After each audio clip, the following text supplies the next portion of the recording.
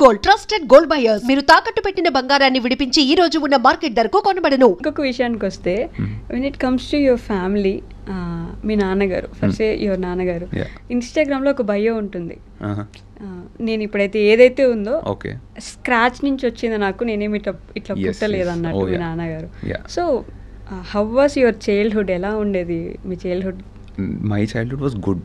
అంటే touch wood అన్నీ చిన్నప్పటి నుంచి కూడా he brought me up in such a way that I did not feel anything.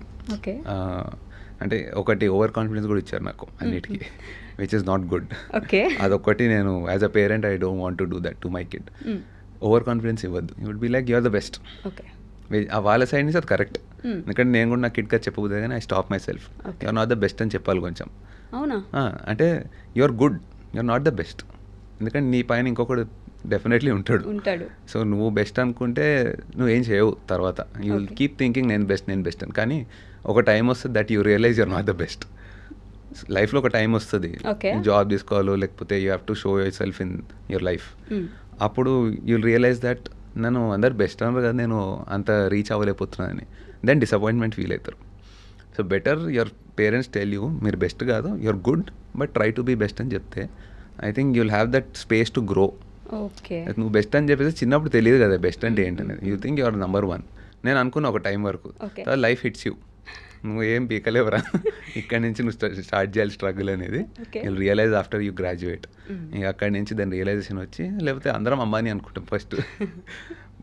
10th అవ్వగానే ఇంకేముంది నేను బిజినెస్ చేస్తా, 100 crores సంపాదించేస్తా, 1000 crores సంపాదిస్తా అనుకుంటా. But then life hits you, అక్కడ తెలుస్తుంది ఒక 5,000 సంపాదించడం కూడా చాలా కష్టం అని.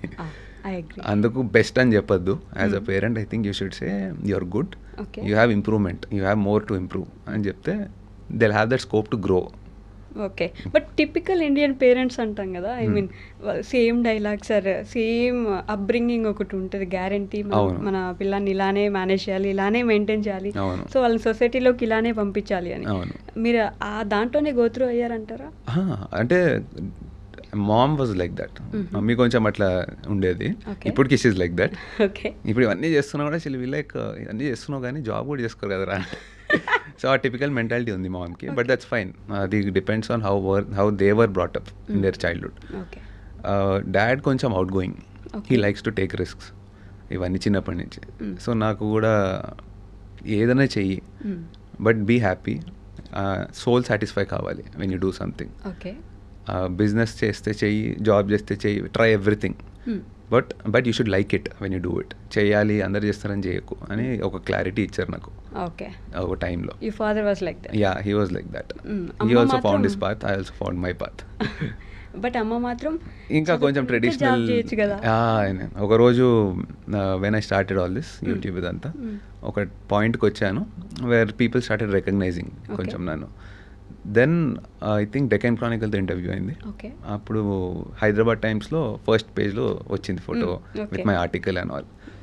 ఆ ఆర్టికల్ వచ్చినాక మామ్కి ఇంకా సరిగ్గా తెలియదు నేను ఏం చేస్తాను, వాట్ ఈస్ ఇట్, వీడియోలు చేస్తాడు, వీడియోతో ఆ ఇన్స్పిరేషనల్ ఫ్యాక్టర్ ఉంది అని తెలియదు.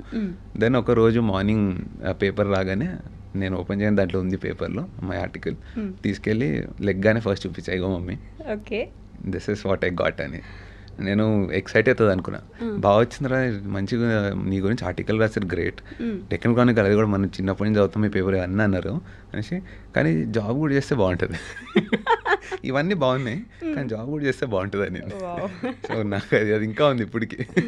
మొత్తం అంత పెద్ద paper doesn't matter what you achieve. ఇప్పటికి ఇప్పుడు she understands now that this is something అనేది. But still she'll be happier if you do a job. అట్లా ట్రైన్ అయిపోయింది ఇంకా mind. But I mean they were trained like that కదా. So ఒక job she is better now. పోన్లేండి at least somehow. But you have a good parents. Yes, I do have a good parents అని ఎప్పుడైనా ఒక thought వచ్చిందా మీకు? Yes of course, always I have good parents, no doubt. లేకపోతే నాకున్న సిచ్యువేషన్కి to do all the things that I'm doing ఇంత ఫ్రీగా ఇట్స్ నాట్ పాసిబుల్ అందరికి. మమ్మీ కొంచెం అట్లా ఉంటుంది కానీ she still appreciates what I do. End of the day she is happy what I'm doing. You are happy కదా, నేను happy, చాలు. జాబ్ చేయట్లే కదా, సర్లే నీ ఇష్టం అది, కానీ you are happy like this, go head.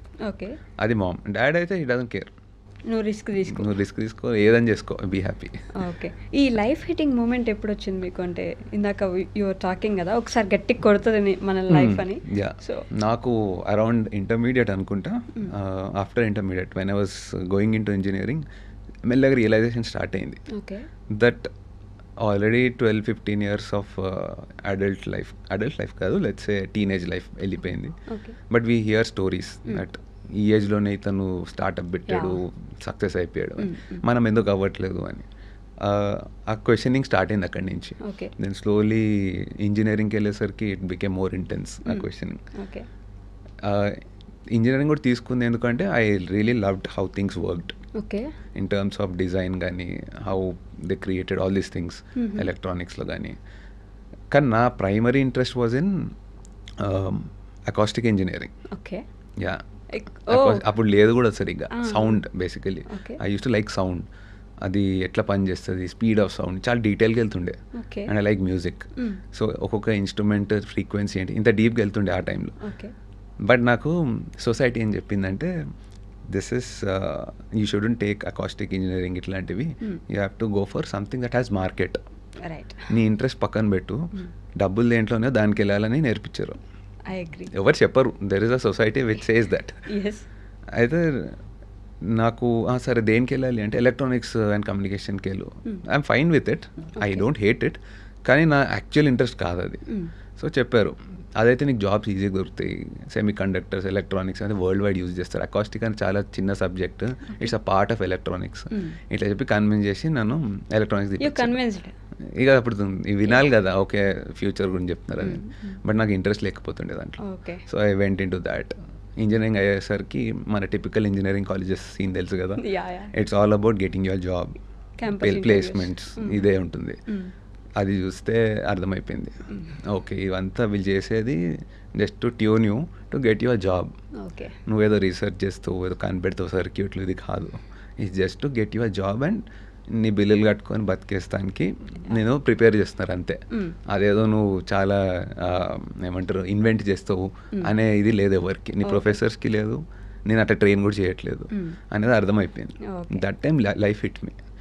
Okay వచ్చాము ఒక పాయింట్కి, ఫినిష్ లైన్ లాగా ఉంది ఇది, వీళ్ళు ఏం చేసేదట్లేదు నాతో, జాబ్ ఇప్పించేదట్టున్నారు, ఈఎంఐ కట్టుకొని బతికేసే దీంట్లో ఉన్నారు, they are preparing me for that అనేది అర్థమైపోయింది బై థర్డ్ ఇయర్.